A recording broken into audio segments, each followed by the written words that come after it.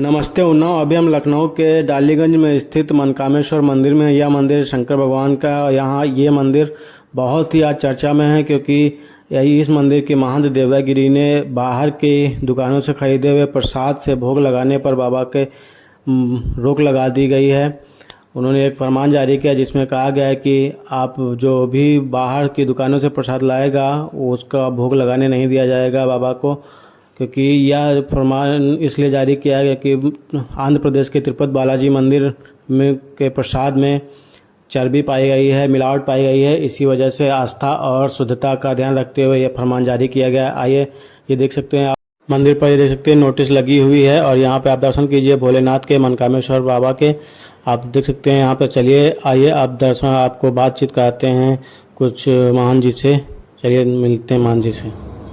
जी, आंध्र प्रदेश के जो तिरुपति वाला प्रसाद को लेके मामला आया 2 या 3 दिन पहले हम लोगों ने उसको संज्ञान लिया और उन लोगों की आपस से जो परिचर्चा हुई उसमें ये बात निकल के आई कि जो भी प्रसाद है, जो गीला प्रसाद है उसमें अशुद्धियाँ ढेर सी हो सकती है। और जब हम भोग की बात करते हैं या देवस्थान पे भोग ले जाने की बात करते हैं तो कम से कम उसमें तो शुद्धता बनी रहे।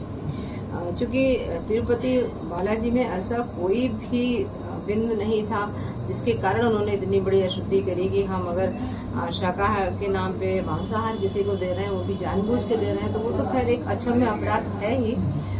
लखनऊ या अन्य क्षेत्रों में ऐसा ना होने का इससे सारे मठ मंदिर या अन्य जो उसके व्यवस्थापक हैं सारे पुजारियों से अनुरोध रहेगा, ये आग्रह भी है कि जो आपके पास में भोग प्रसाद बन रहा है या आ रहा है उसकी कम से कम मानक के अनुसार शुद्धता अवश्य अपनाएं और कोशिश ये करें जो भी गीला प्रसाद आ रहा है बाहर से, क्योंकि जो बाहर से आएगा उसको आप शुद्ध नहीं कह पाएंगे।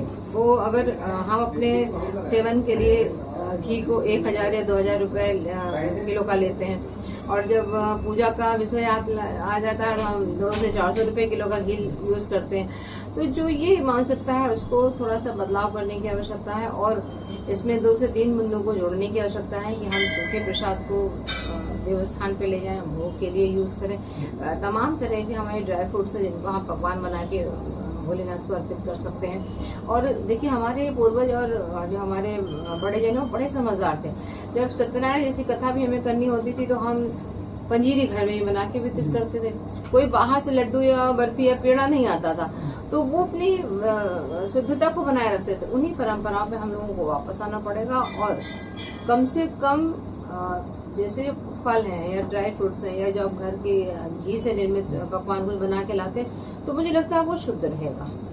लेकिन सवाल ये कि जो लोग अभी प्रसाद बना करके बेच रहे हैं उनकी रोजी रोटी पर काफी असर पड़ा है, लोग अब खरीद नहीं रहे हैं। देखिए इस पे अगर हम थोड़े से लाभ और हानि पे ना जाएं या विक्रेता उस पे ध्यान ना दें तो मुझे नहीं लगता है कोई आपको हाँ थोड़ा सा, चूंकि ये नया है और हमको अपनाने में समय लगेगा, इससे थोड़ा कष्टजनक है, परंतु ये हमारे आने वाले भविष्य के लिए, हमारे लिए खुद के लिए और हमारे परिवार के लिए बेहतर है। क्योंकि मंदिर में आप प्रसाद ले जाते हैं तो पुजारी जन आपको कितना प्रसाद लेते होंगे, 1 या 2 लड्डू या 1 या 2 पीस। आप वापस घर ले जाते हैं पूरा प्रसाद, जो सेवन करता है आपका परिवार सेवन करता है। जिस अशुद्धि के साथ में आप देवस्थान पे लाए वही अशुद्धि के साथ में घर पे पहुंचता है। तो जितना आपने मान लीजिए 2% यहाँ निकाला तो 80% आपके पास जा रहा है, तो नुकसानदायक तो आपके लिए है, समाज के लिए। तो इसको एक सोचने का विषय है। थोड़ा सा लाभ हानि हो सकती है, परंतु आगे आने वाले समय में आपको सूखे प्रसाद को अपनाना पड़ेगा, यही एक विकल्प है।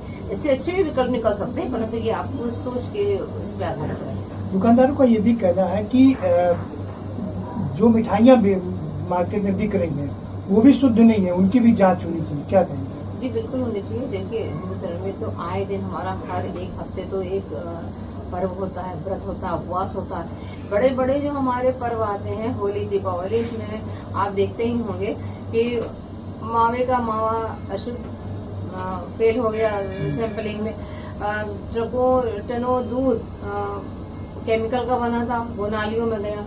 तो जो ये खाद्य सामग्रियों का भ्रष्टाचार है उस पर कहीं न कहीं अंकुश लगाने की आवश्यकता है और हमारी सोच किस बेस पे आधारित है ये हमें थोड़ा सा जरूर सजग रहना चाहिए कि हम वही सामान लें जो शुद्ध हो, क्योंकि इस पे तो बहुत आसान एक तरीका है, आपका नहीं हमने बाजार से ले लिया, आप बाजार की जांच कराइए, पर हमें तो ये कंफर्म पहले हो जाना चाहिए कि ये भोग लायक है या हमारे खाने लायक है या नहीं है।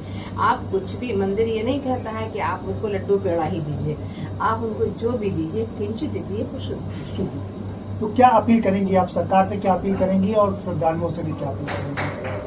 देखिए, सरकार, क्योंकि प्रशासन ही सब कुछ होता है और हम लोग अपनी बातों को कह सकते हैं, परंतु फोर्स से मनवाना उनका ही कार्य है। और धीरे धीरे, क्योंकि जैसे जैसे जागरूकता बढ़ेगी वैसे ही ये कार्य संभव है।